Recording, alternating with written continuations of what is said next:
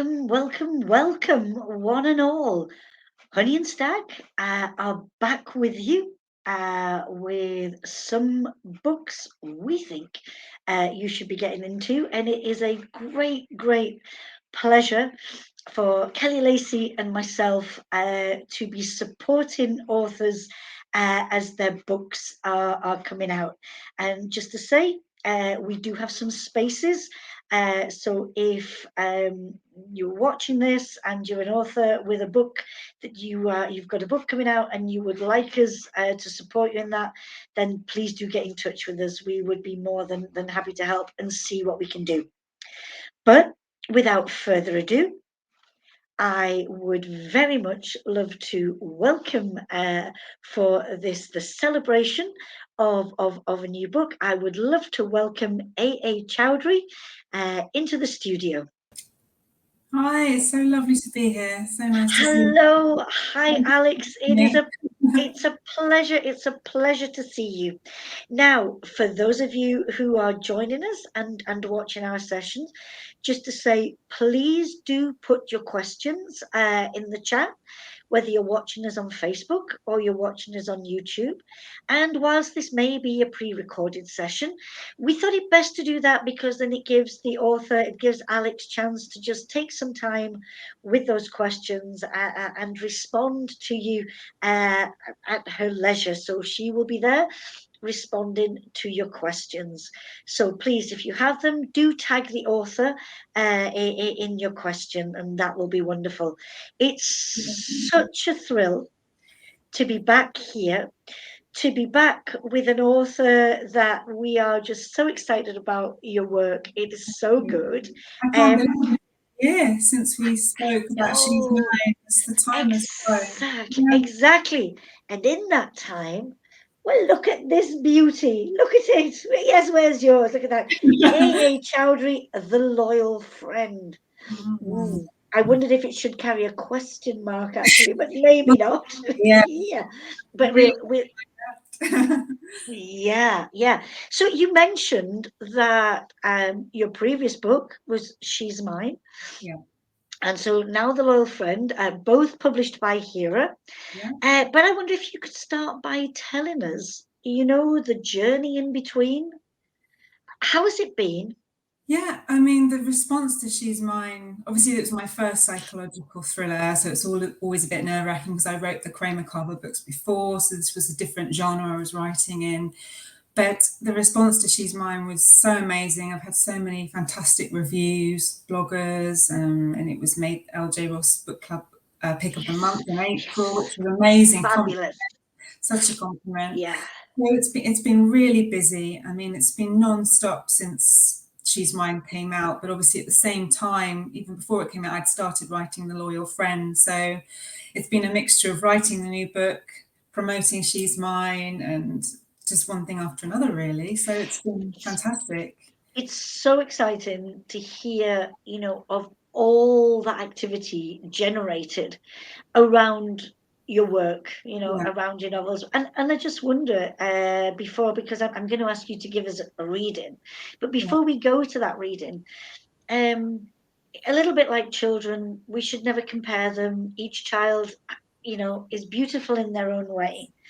But between these two books, I mean, was your experience in the creation of The Loyal Friend, did it feel different to She's Mine? A little bit, because obviously when I first wrote She's Mine, it was back in 2017, and Hera didn't pick it up till 2021. So it went through quite a lot of editing, both by myself and then when it came out.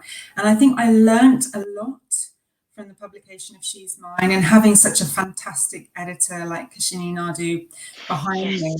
I learnt so much, particularly I think about characterization, because obviously in the psychological thriller, that is key. I mean, it's key in any genre, but you really have to make that the focal point and get it spot on and just make it as compelling as possible. So I did feel I went in more aware of that from the beginning in how I created my characters. So from that, I learnt a lot between those two books, definitely.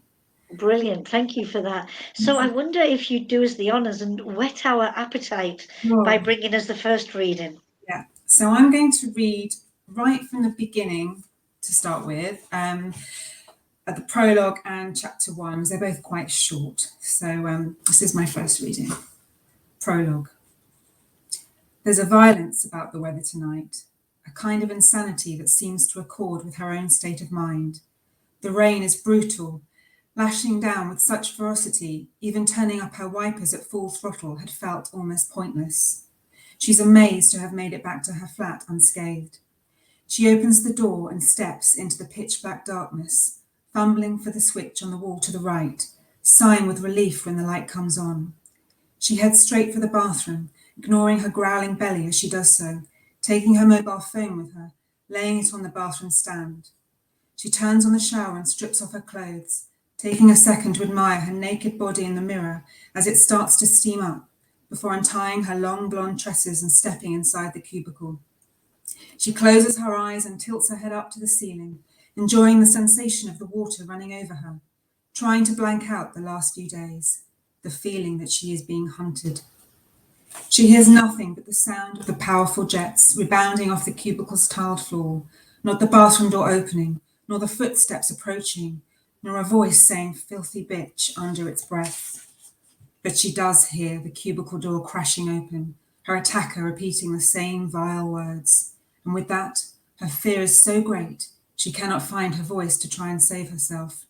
No one will hear her, and very soon she hears nothing at all. Chapter 1, The Present, Tuesday, 31st of July, 2018. The woman pulls back the thick powder blue curtain a fraction and peers out of her bedroom window, sees the familiar black Vauxhall Astra pull up and come to a standstill. She waits with bated breath, no sign of its passengers just yet, causing her tension to rise, her mind to wonder what they might be talking about, why they are here, what they might have discovered since she last spoke to them only 3 days ago. Finally, the driver and passenger doors open, and she sees the detectives exit the car, serious expressions etched across their faces, not unusual in their line of work, but there's something about their demeanour that worries her, a kind of singularly determined look that tells her they mean business, that they've made some kind of breakthrough. She watches them cross the road, eyes darting left and right as they do so, then approach the front door. Watches the more senior officer raise his right hand and press the bell. It's so quiet in her bedroom, the sound seems to reverberate around her in one thunderous echo. It's grey outside today, chilly too, more like mid-autumn than late summer. She's even had to turn on the central heating. But it's the sound of her bell being pressed by her visitors that sends a shiver up her spine, rather than the cool temperature. She cannot dither a moment longer, even though the last thing she wants is to go downstairs and open the door to her visitors. She leaves the bedroom, being sure to close the door behind her, then slowly makes her way down to the hallway, the sound of her breathing and the natural creaks of the building all that can be heard. Then she inhales deeply before opening the door to her callers. They're standing there with grave expressions, and when she asks them what's happened, how she can be of assistance, they say there's been a development in the case and inquire if they might come inside. She cannot refuse them. She must stay calm, act surprised, exude an air of innocence, be the best actress she possibly can. It shouldn't be hard.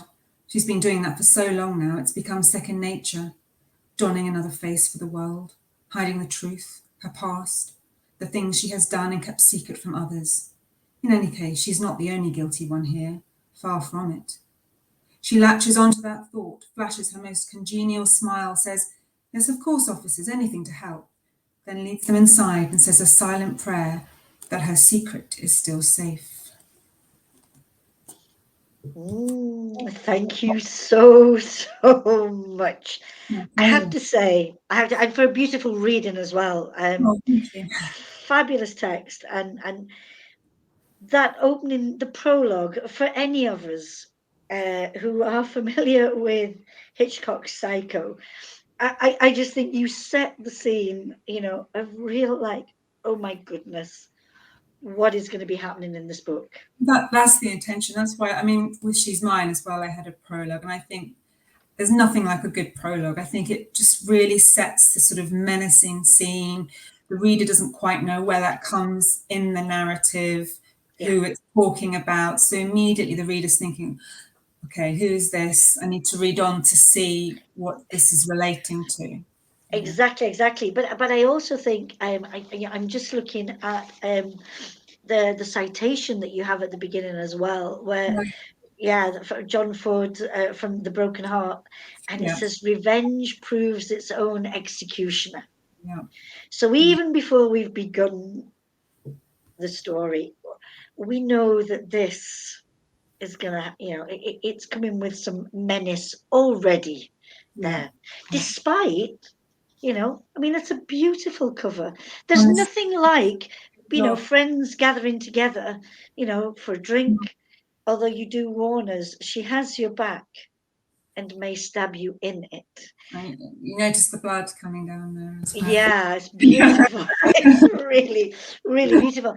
I mean, before we get down to the details of the story, I just wondered about the whole notion of female solidarity, because it's very much put under scrutiny. Yeah.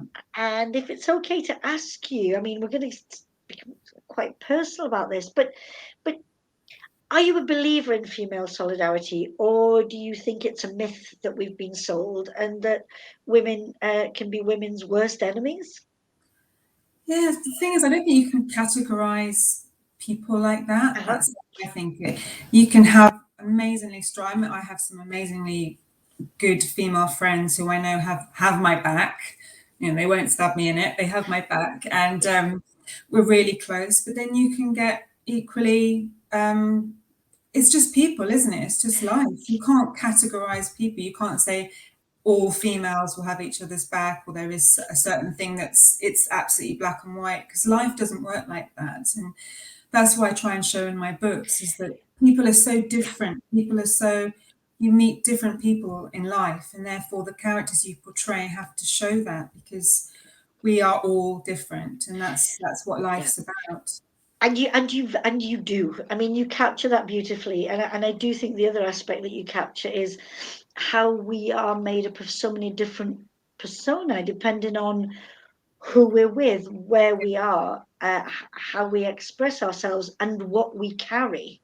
Yes, I think that's what I love about this genre, is exploring the mindsets and motivations and what's happened to someone in the past to make them the way they are today, how your childhood, your upbringing, your education, it can have such an effect on you as a person, your voice in the present, and it can lead you down different paths. Yes, there's an element of nature in life, but nurture is very important too. And you see my character of Natalie, she's had a tough childhood. I won't go into too many spoilers or anything, but she's had a tough childhood, and it's affected the way she is. She's a very nervous type, she's very introverted, she has all these OCD type ways about her, because it's her way of coping. And I think, again, it's wonderful. I mean, if we can, what I'd like to do is look at these four main characters, and again, without giving too much away, but just put them under the microscope, each one of them, if you can talk to us about how, the fun that you had creating each one, or if any of them proved a little bit troublesome in staying on the page and within, the confines of the story that you needed to tell. So we'll start with the three friends and our acquaintances, or maybe we should start actually with the location. Yes. Because I think that's probably the best, because they meet at a fitness center, do they not?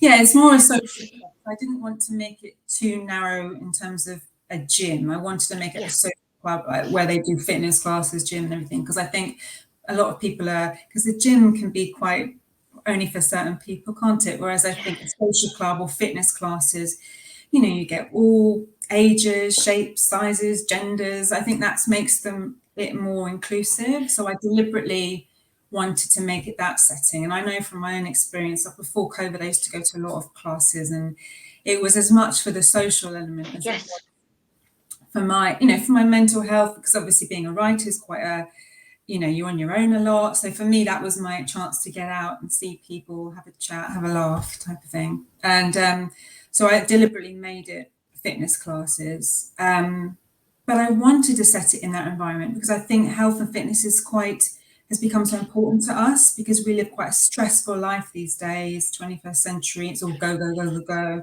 So it's a much for people's mental health as well as their physical.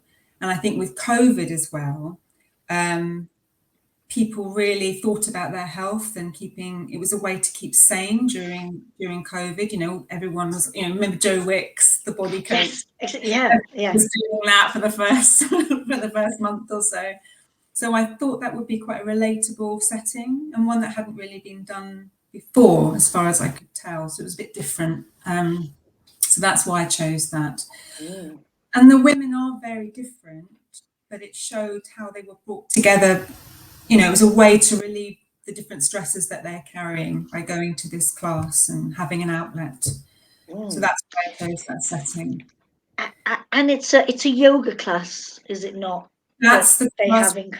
Yes, that's right, a yoga class. And obviously Jade, who's the instructor that goes missing, she fails to turn up to her class on that Friday night. And then the story follows the police investigation into her mysterious disappearance. And it's largely told through the eyes of the three women, Natalie, Susan and Grace, who are three very different women. Indeed. And again, I think it's one of the rich aspects of your book is hearing those different women's voices. Yeah. Well, I like to do in my book, I think to myself, if I didn't have the name at the top, would my reader be able to see who it is, identify it? And that's always my aim, to really just, through the way they look, the way they talk, through others' perception of them, all these different things you have to think about in terms of making them as rounded and rich as possible. So let's do that dissection. Okay. You talked about Jade, the trainer that goes missing. Yeah. So give us a little bit about her background and what is it that you enjoyed in the creation of Jade? Well, she's very vivacious, she's young, she wants to she wants everyone to enjoy her classes. She's quite but she has quite a sad background as well, because she doesn't get on with her mother, so it's made her quite wary of women, I would say, and quite suspicious in that sense. Yeah, so I don't want to say too much about Jade. I like what you've said is really good. I think that's really important of how our childhood or that dynamic that we have. It seems at the moment that this is what the universe is bringing me with regard to books to think about, those family dynamics, those parent-child dynamics. Yeah, I mean, as you know, and she's got a sort of mother-child relationship I like to explore quite a lot. And I do that because, we may not all be mothers, but we've all had a mother. So we can all relate to motherhood in some way. And it's such a relatable theme that it can send all sorts of questions in all the readers' minds. And yeah, she had a, not a very loving mother who was, pushed her into doing gymnastics, and she suffered anorexia because of that, or bulimia. So she had all these eating issues, and obviously a father who wasn't in her life from a young age, and that also affected the way she is, and possibly in relationships with men as well. Yeah, and so here we go. The collision is begun. Yeah, so we've got. Thank you. That was Jade. Do you Do you like Jade? Because I'm always intrigued as to whether authors, even if characters are a little bit difficult, whether they like their characters. Are you fond of her or? A bit of both, I think. Yeah. Yeah, yeah. Things like, and I guess I feel Would you sorry for her. A bit would sorry. you would you take a yoga class with her? I think she can do yoga class fine. Just so long as we Go drink with her is the other question. I think she's a yoga's good fine. instructor. And then so let's move on to Natalie. Yeah, Natalie is, so she's had a traumatic childhood. You know, she was in foster care. So it's made her very wary of human relationships. She keeps herself to herself. She's got all these sort of rituals before she leaves the house. Even the way she stands in a class, she has to stand in a certain area of the exercise hall. But since going to Jade's classes, she's opened up a bit, and it's kind of her outlet, and it's made her a bit more sociable in that sense. And she actually considers Jade to be her best friend because Jade welcomed her into, encouraged her to attend these classes. They met randomly in the library where Natalie works, and also the library I chose because, you know, she buries herself in books because that's her outlet from the rest of the world. That's not been a very nice place for her. Yeah, that's safe space. Yeah. So, but yeah, she's a very quite an insecure person and is wary of relationships and forming relationships, wary of men as well. Yeah. Okay, thank you. Grace or Susan next?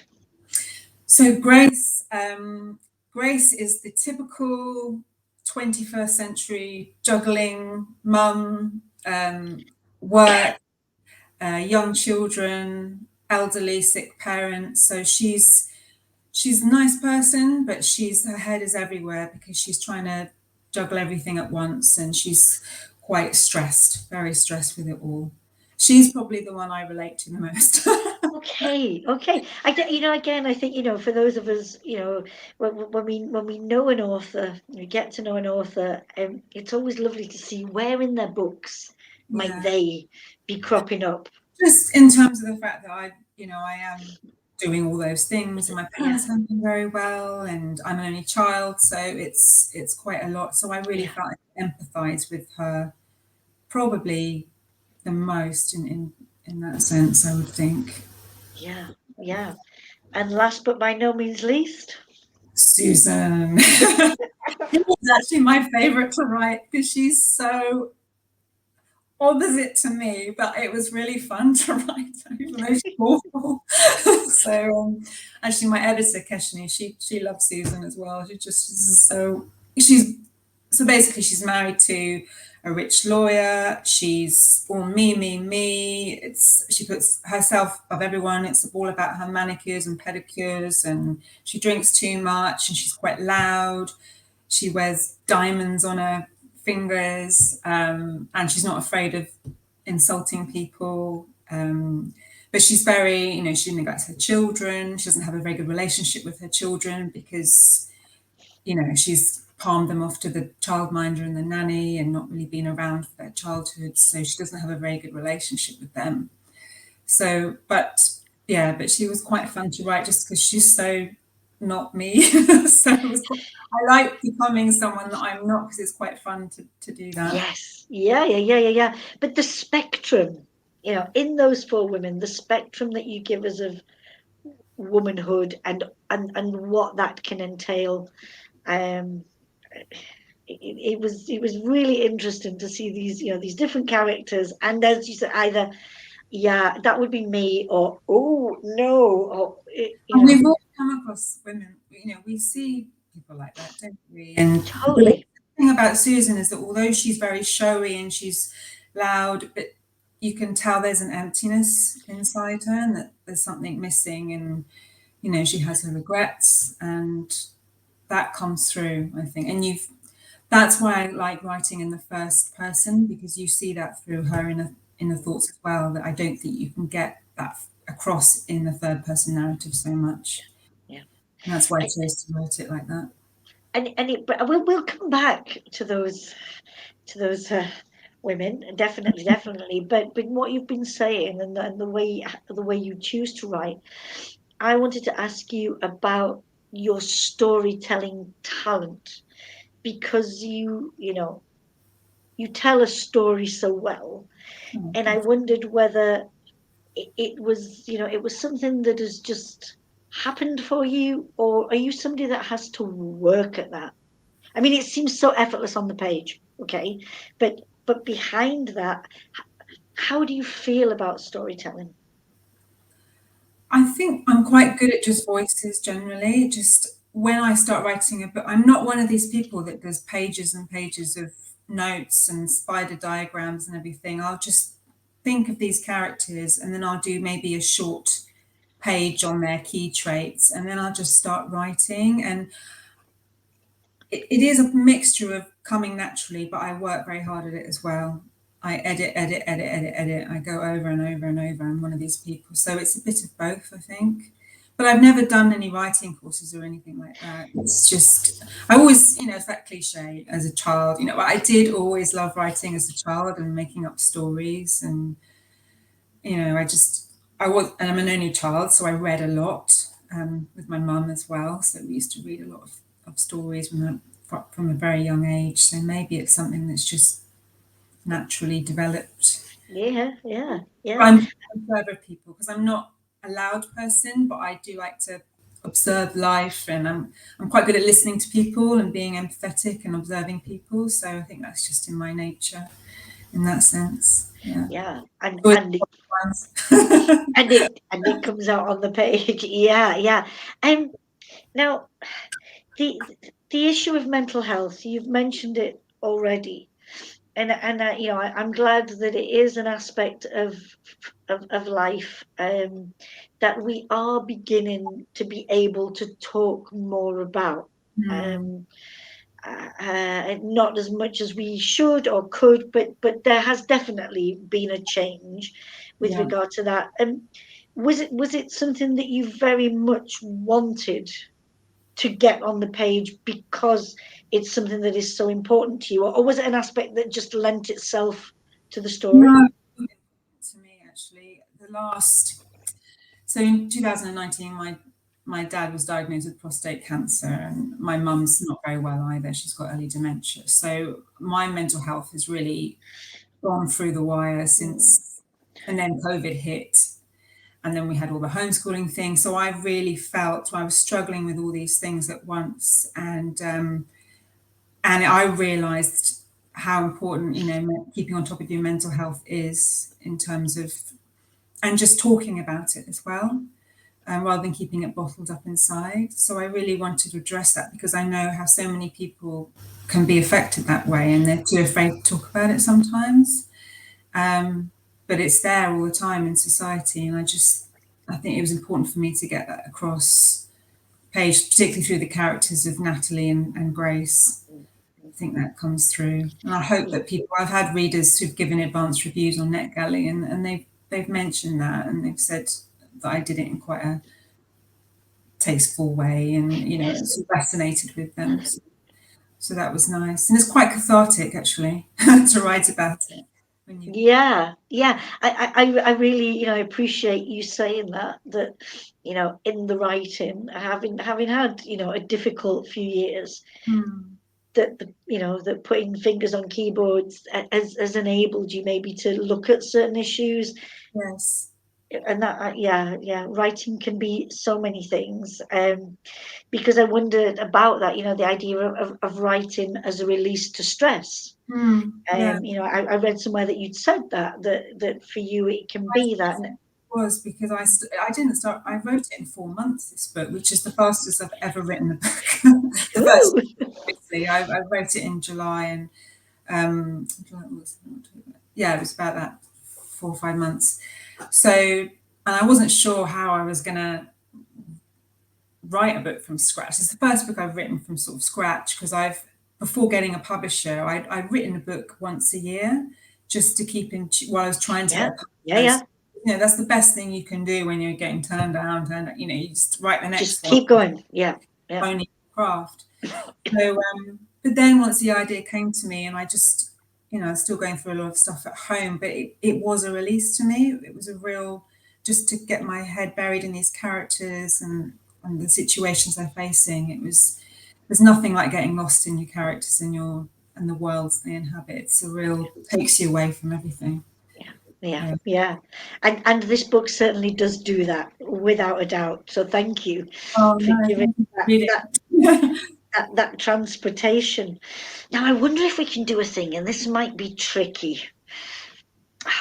I'm just thinking, we could say that each one of these women, Natalie, Grace, and Susan, could have a motive for getting Jade disappeared, shall we say. Could you give us any hints or clues as to why we should suspect each one of them? Well, I think with Natalie, probably she feels that maybe Jade sort of pities her rather than sees her as an equal, and she's slightly jealous of Jade's easy relationships with men. Maybe is probably a good way of putting it. So she's very possessive of Jade because she's her only friend. Yeah. So yeah, you could probably say that. Yeah, I get that. Yeah. Susan, maybe because Susan, she's I hate to say it, middle aged, but she's getting on a bit, and she's a bit jealous of Jade and her beauty and youth, and yeah, she seems to be she's at the pinnacle of her life, while Susan's very disenchanted with life, and she's not feeling she has lots of Botox and things like that to make herself feel better, but she knows she's not getting any younger type thing. Yeah. So and Grace is a tricky one. You know why Grace is a tricky one. I do, but I think that just fits perfectly. Grace is the tricky one, and we can leave it at that. I think that's great. I'm going to ask you a very difficult question, though. All right, these four women, you are allowed. All right, you are allowed to save one of them. Okay. Or maybe you say, I don't want to save any of them. I don't want to be alone. Yeah, who would you save? Gosh, it would have.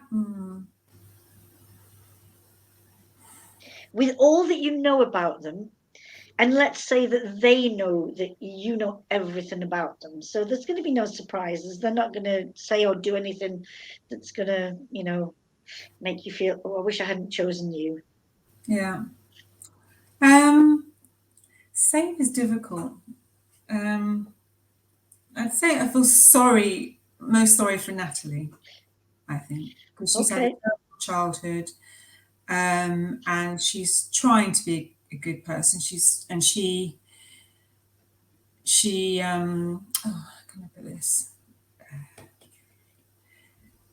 Yeah, she just things have happened to her that's not her fault, I would say. Yeah. So I feel that she's genuinely being wronged in many ways. So I would, as a child, you're not in control. It's other people that are sort of having control of the person you are, because you're not mature enough to know what's best. Yeah. So I think she suffered a lot as a child, and I'd probably say it felt Thank you for going through that process and for sharing that like that. I love that. Thank you. In the acknowledgements, I always love how who people choose to acknowledge, and there's a group that you mentioned there called the Squad Pod. Yeah, lovely group. Who are they and what do they do? Oh, they're a group of book bloggers, all ladies. So you must like Danielle Price, Reading Closet. There's Jen, who I think her tag is travels on my blog.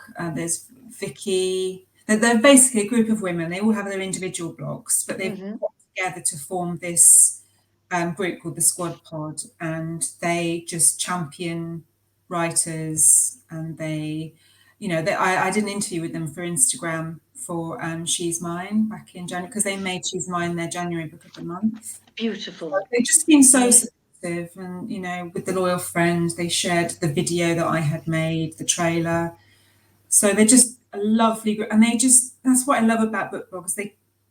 They don't get anything for this, they're not being paid, but they do it for the love of reading. And especially for, if you're not with one of the big 5 publishers, it can be really hard. Indeed. To get your book out there. And, we're so thankful to bloggers like them for getting your name out there and your story out there.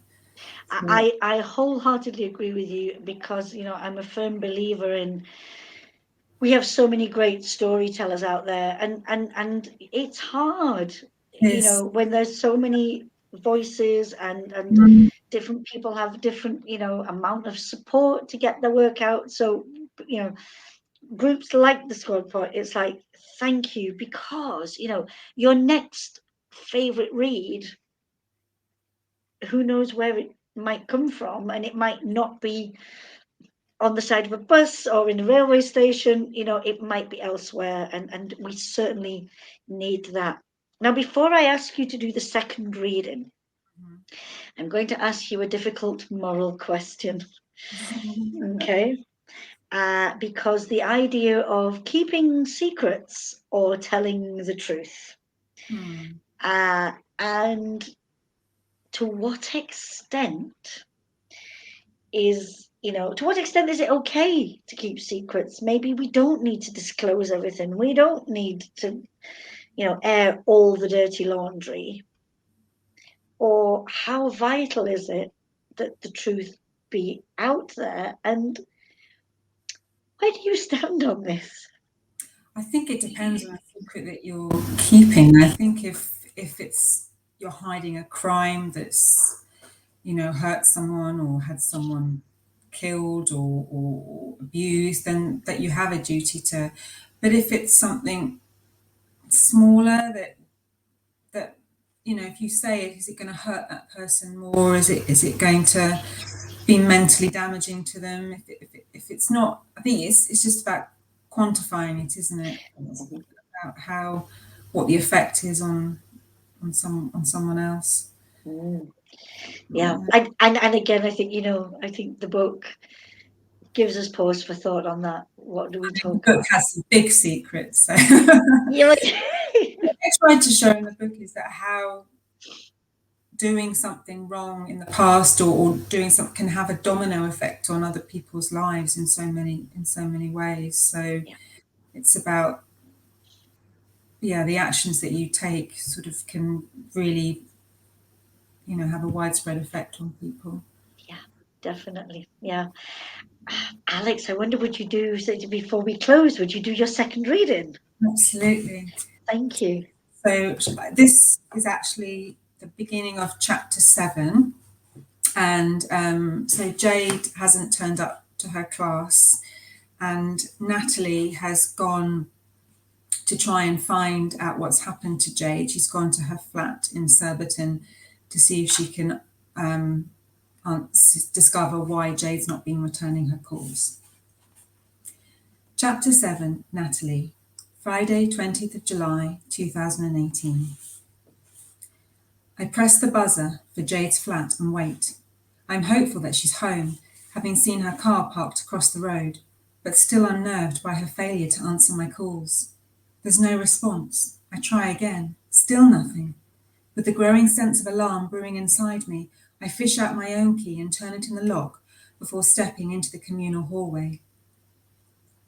The light has almost faded as I take a last look around me at the desolate street, the shadows of the trees and distant street lamps towering over me, making me feel small and vulnerable, especially as I see no other human presence. It's odd for this area and the still relatively early hour. Usually there are some signs of activity, being so close to the main high street. Drinkers pouring out of the pub or into the local McDonald's, craving grease to mop up their inebriation. Commuters heading home from the station, either walking or looking to catch a bus. but tonight it's deathly quiet, the shadows of the inanimate my only apparent company. It's not the best of evenings weather-wise, so perhaps I shouldn't be surprised. Even so, the lack of human activity makes me nervous, and I realise how defenceless I'd be in the face of some random attacker hovering close by, waiting to pounce, or perhaps wondering what I am up to as I linger at the doorway looking around anxiously, guiltily even, from where they are standing. But it's not like I haven't been here before. The neighbours must have seen me come and go umpteen times, must know that Jade and I are close, that we hang out a fair bit. Even so, I can't help feeling conspicuous. Also, a sense of déjà vu. Maybe it's just that I'm worked up, not knowing what's happened to Jade, not sleeping these past few nights, my routine all over the shop.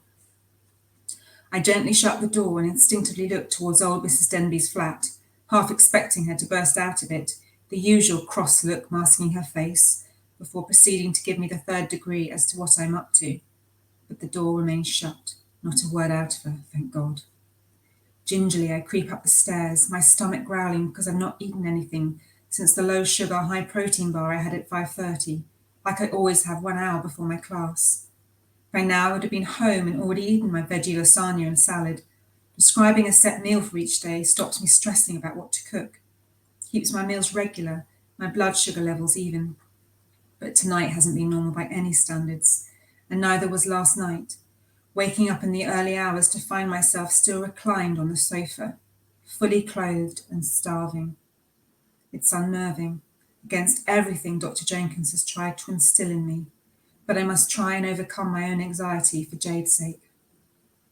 I reach the second floor and hover in front of Jade's door. I put my ear to it, listen out for any hint of movement, the sound of her voice, someone else's voice, including her lover's, or possibly even another man's. Although I'd never give Susan the benefit of being right, I know what Jade can be like. She can be rather flirtatious when it comes to men, and so I wouldn't have put it past her to have some random guy in there with her. But I hear nothing.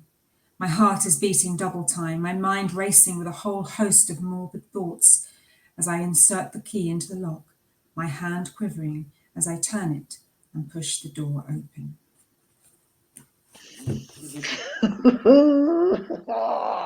Yes. Oh, Alex. Do you know, it's been an absolute pleasure and delight to be able to talk to you about The Loyal Friend. Thank you. We wish you, Honey and Stag, we wish you all the very best with this. And again, viewers, we recommend that you get a hold of this and work out what has happened to Jade. Indeed. Alex, with that, I'm afraid we're going to have to say goodbye for now. Thank you But so much to you and Kelly. It's been lovely to do this. Thank you. it is a pleasure. We're thrilled to do this. And so just again, all the very best and look forward to seeing the progress of this fine novel. Take great care and see you soon, yeah? Bye. Take care. Bye. Thank you.